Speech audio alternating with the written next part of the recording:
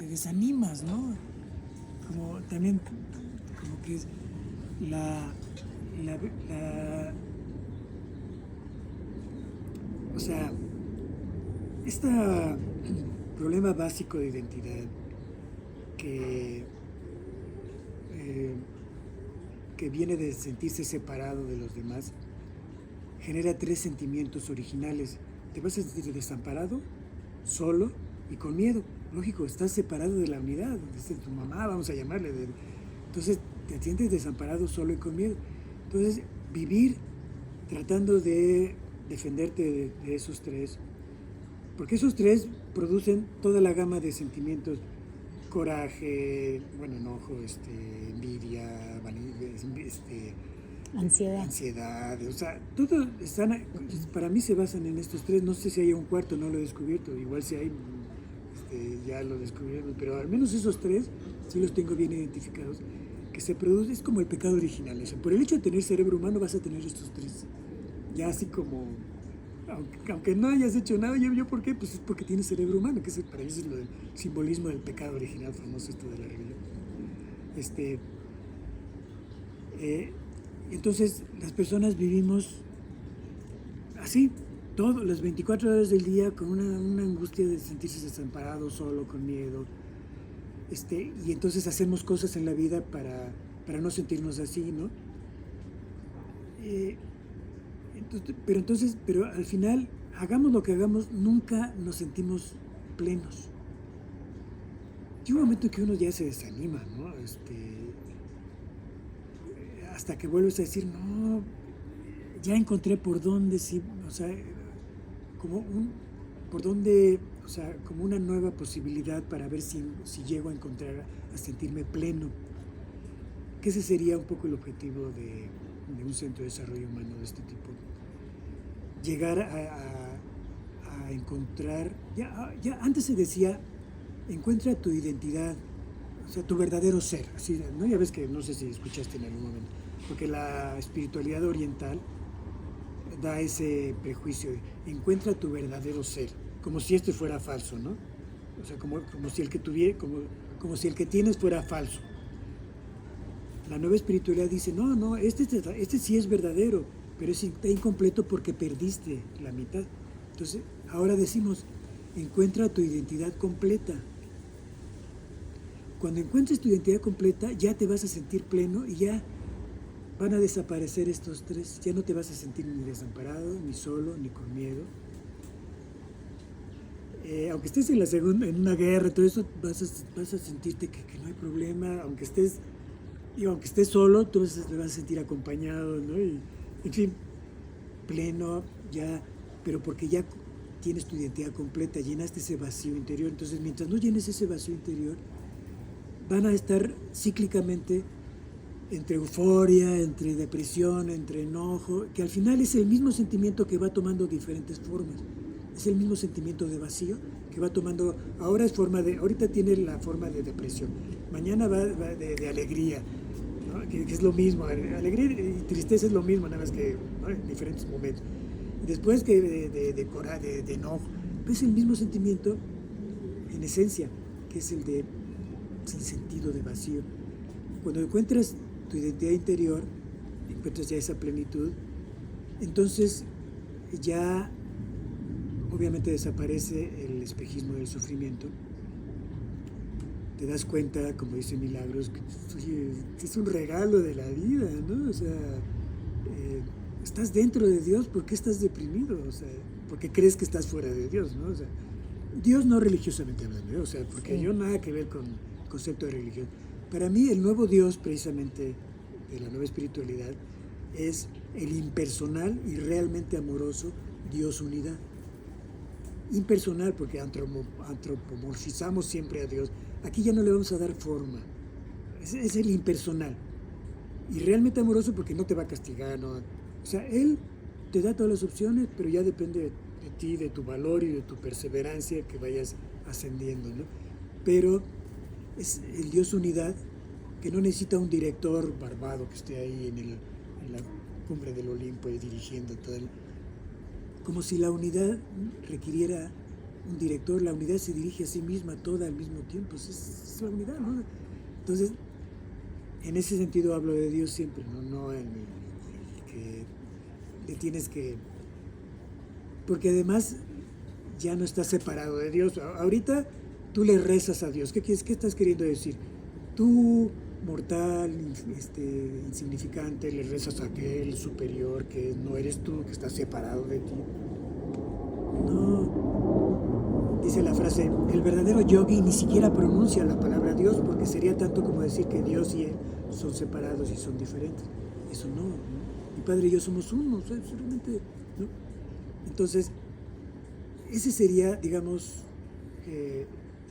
lo que Tomás tendría que, si tiene esta opción, que empieza por mente, cuerpo sano, ¿no? ¿Sí? Para llegar a esa plenitud, primero cuerpo sano, porque en el cuerpo están todos los instrumentos y recursos que te van a llevar a la plenitud. En el cuerpo, ahí están, ¿no?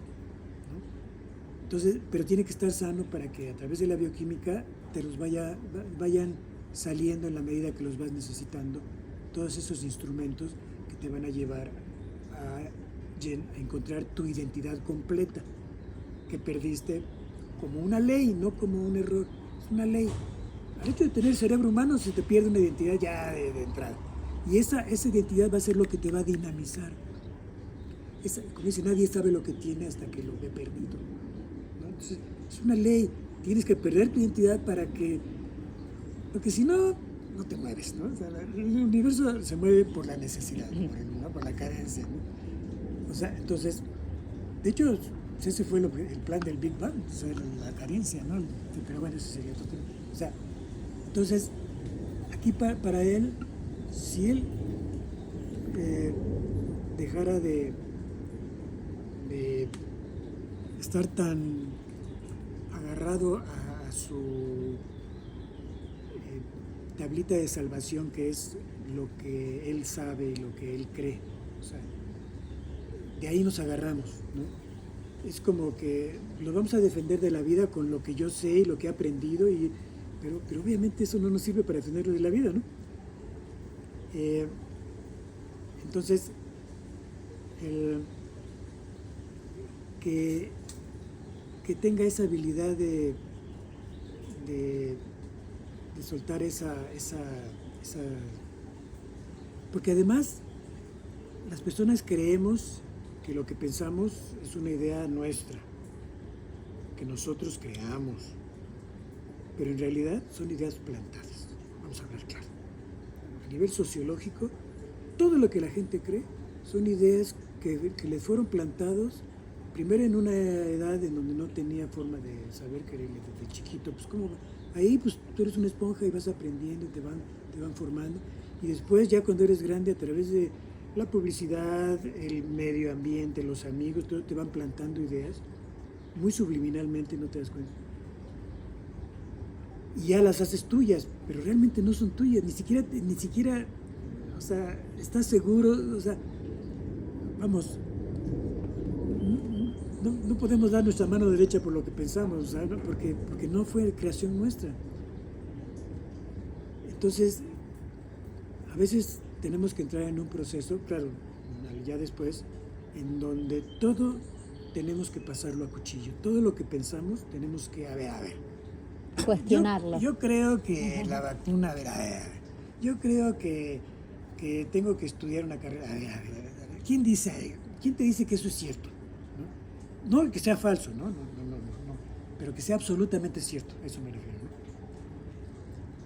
Y al final, todo va a ser, o sea, no vamos a dejar de creer en nada, simplemente lo vamos a poner en su lugar exacto, ¿no?